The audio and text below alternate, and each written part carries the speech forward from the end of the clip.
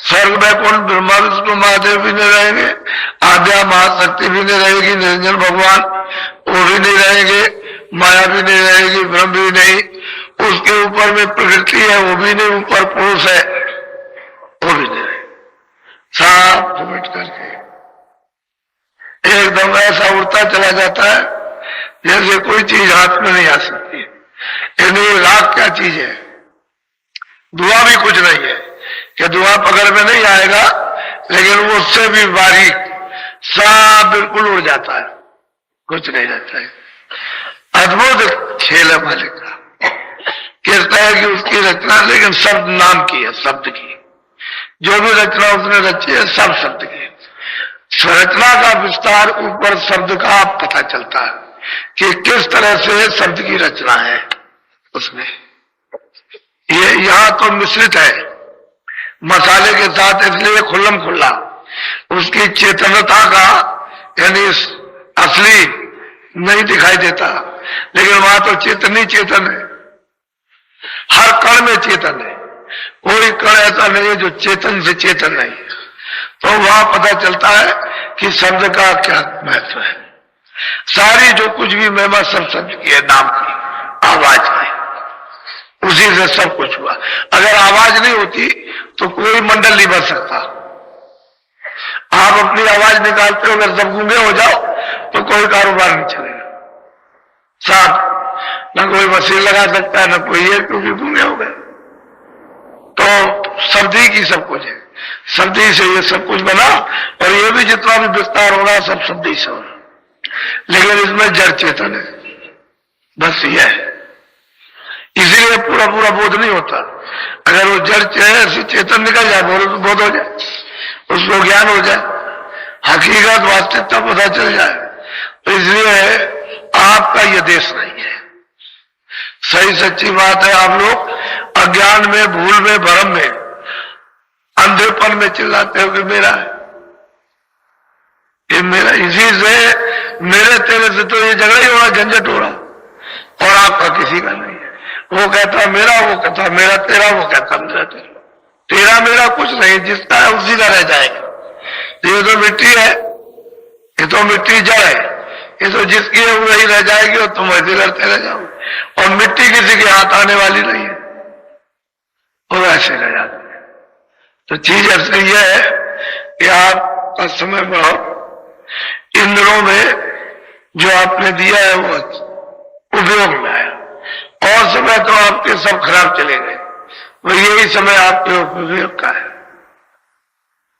यह ऐसा समय है कि ऐसे कभी कभी मतलब यह है कि ये अलौकिक आध्यात्मिक धन कभी कभी जीवन में किन्हीं घड़ियों में प्राप्त होता है, और वो भी चूड़ियां चली गई। तो आप यहाँ आए, आपका समय व्यर्थ बर्बाद नहीं जाने दिया। ऐसे किससे कहानी नहीं है वास्तव। अब वो गोस्वामी जी महाराज जब 25वें वर्ष के हुए, और जब राजापुर गांव में उन्होंने इस सब को प्राप्त कर लिया, आद से अंत, अंत से आद, सब कुछ जान लिया, समझ लिया, प्राप्त कर लिया, और उसी 25 साल की अवस्था में हृदय को भी प्राप्त कर लिया। जो उनके पास में आता जाता था, जब भीड़ लगी, सब नर नारी उनके पास गए, तो उसी में शोरगुल हुआ कि इनको क्या प्राप्त हो गया, क्या मिल गया, अलौकिक ज्ञान मिल गया। इस तरह से सब भाषाओं का प्रयोग हुआ, उसी में वो भी चला गया, और वो भी उनके साथ दर्शन करे, आए जाए दर्शन करे, रात को रह जाए, कभी दिन को भी उनकी सेवा करने लगे। बस उसी से प्रसन्न हो गए, दे दिया। वही राजेपुर में उसको ही प्राप्त, सब मंजिलों को तय करा करके घर में पहुंचा दिया।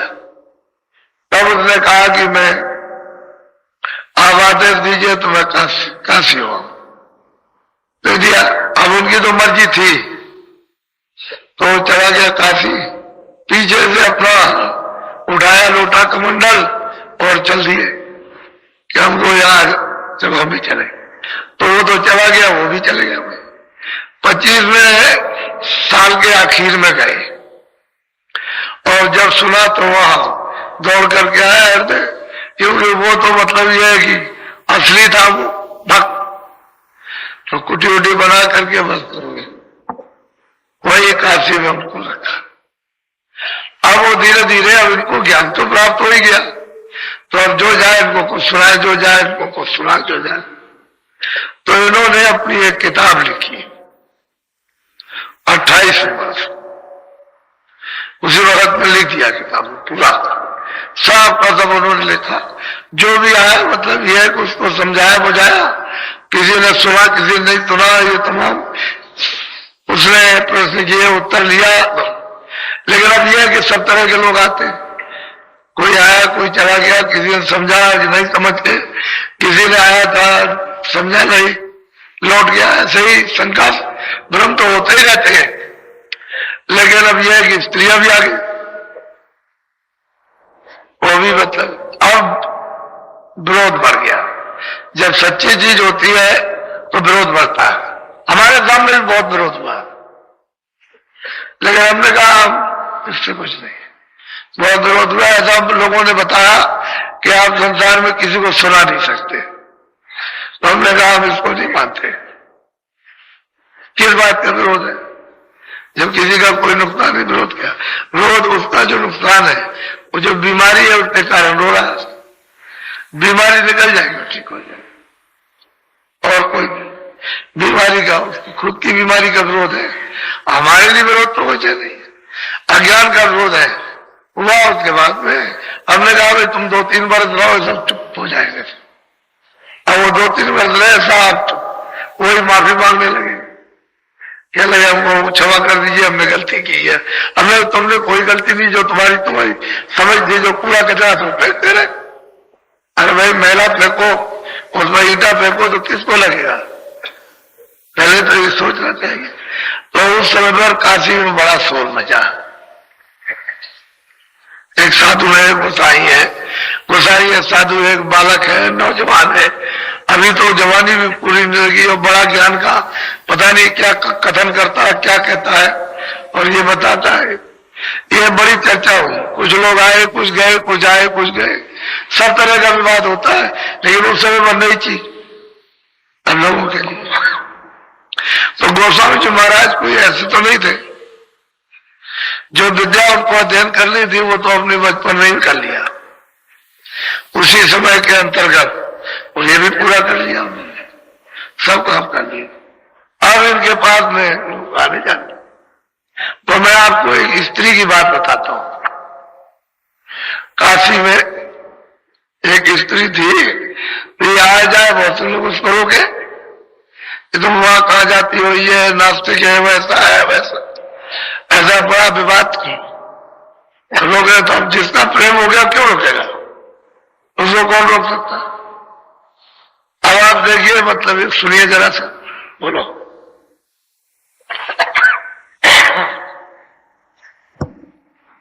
पूछे बात अर्धरात कस आइया, कारिया काए बेख्यात, सैनी के संग में चल। आधी रात को उसको चैन नहीं पड़ी, उसको चाहते वहां पहुंच जाए, दर्शन करे जा करके, उसको चैन नहीं पड़ी, वो बेचैन, घर वाले उसको रोके टोके सब कुछ करें, लेकिन वो अपनी साथिन किसी स्त्री को साथ ले गई। रात को 12 बजे, आधी रात वहां चिल्लाई जाकर के जोर से। तो मतलब वो अंदर बैठे थे अपनी कुटी में, बाहर निकल के आए, दिखाई तो रात है, आधी रात है। तो उन्होंने पहले ही पूछा कि तुम आधी रात यहाँ कैसे आई है? दुनिया के लोग क्या कहेंगे कि तुम आधी रात को आई? तो कहने लगे मैं अकेली नहीं आई, मैं इसके जो दूसरी सखी है, वो सैनी स्त्री, उसके साथ आई। तुरंत उत्तर दिया उसने कि मैं अकेले नहीं आई, उसके साथ आई। बोलो। तुलसी कहे सुनो तुम बाता, कस आई तुम आदि। और कहते हैं कि भाई तुम देवी हो, तुम आधी रात को कैसे चली आई? लोग तो वैसे ही बुरा मानते हैं, उम्र तो इनकी कुछ है नहीं है कि चलो भाई कुछ उम्र ज्यादा हो तो मतलब ये तुम आधी रात को कैसे आई? उन्होंने बड़ा जोर दे करके उनसे कहा, बोलो। कारिया से निकल कर वो जोरा, तुम्हारे दर्शन को मन।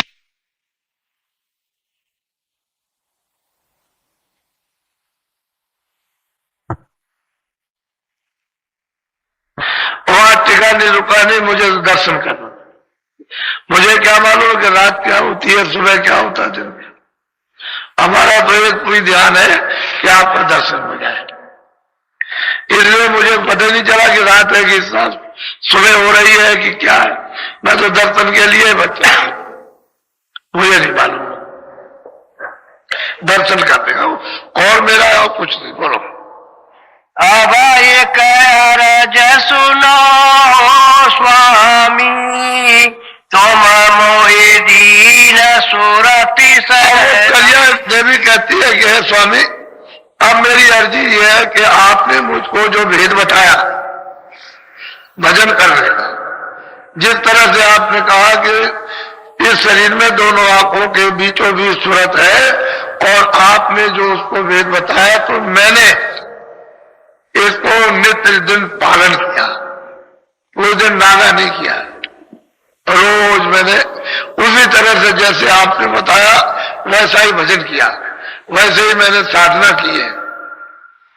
आपकी कृपा और दया दृष्टि हो गई कि आपने सूरत को साफ करके, यानी जो रास्ता बताया, जो दया की है, वो स्वामी मैं कुछ सुनाने आई हूं।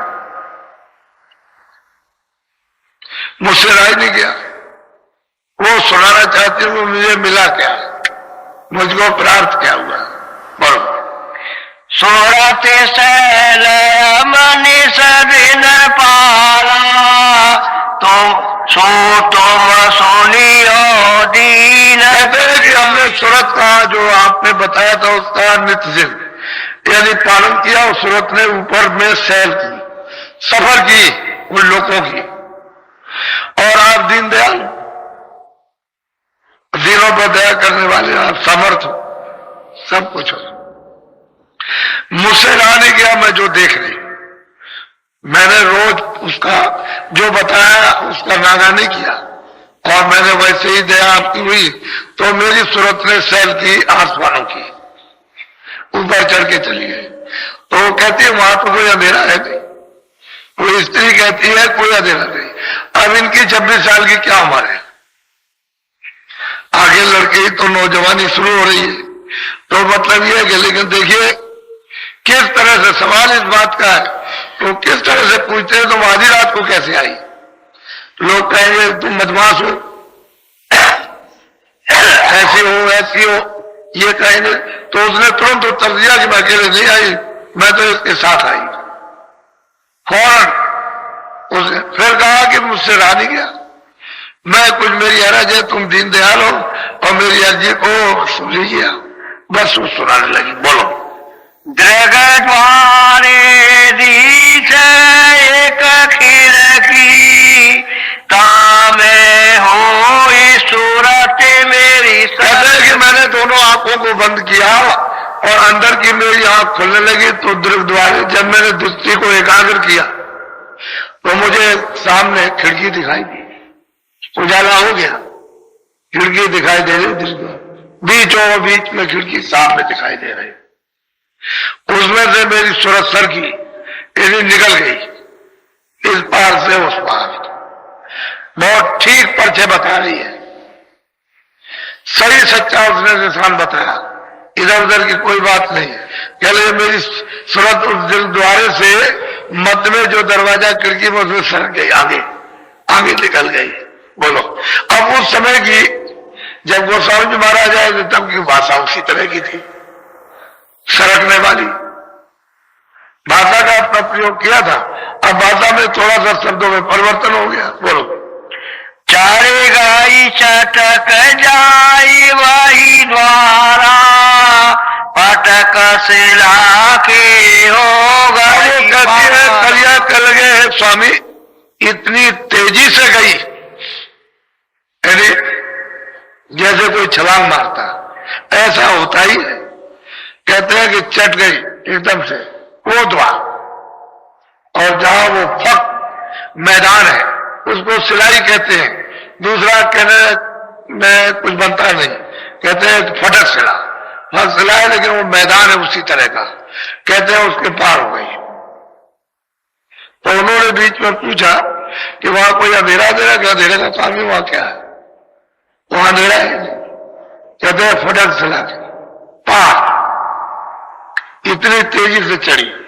जब वो दरवाजा उसने देखा तभी वो कहती है कि स्वामी ये, हाँ बोलो, वह जो कौतुक देखा जाई, सो स्वामी सब भाके सुना। कहते हैं स्वामी जो हम कौतुक, जो हमने लीला देखी, जो हमको आश्चर्य लगा, हम उसको बर्दाश्त नहीं कर सकते, अचंभित है, क्योंकि पहले तो हमने कभी देखा नहीं था।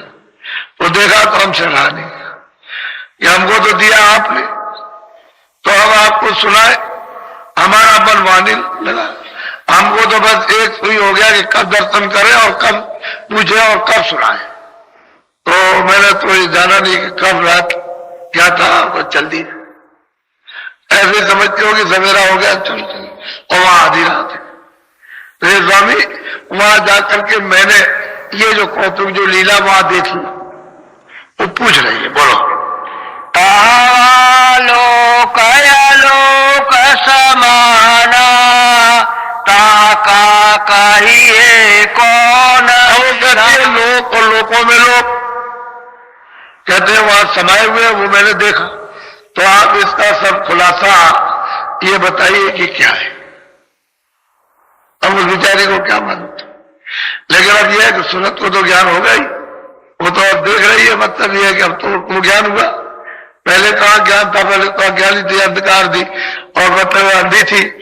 अब उसको ज्ञान हुआ कि ये क्या, तो सब पूछ रही है और वार्तालाप बराबर चल रही है। वो उसका उत्तर दे रहे, वो पूछ रहे, वो उत्तर दे रहे, वो पूछ रही है, बोलो।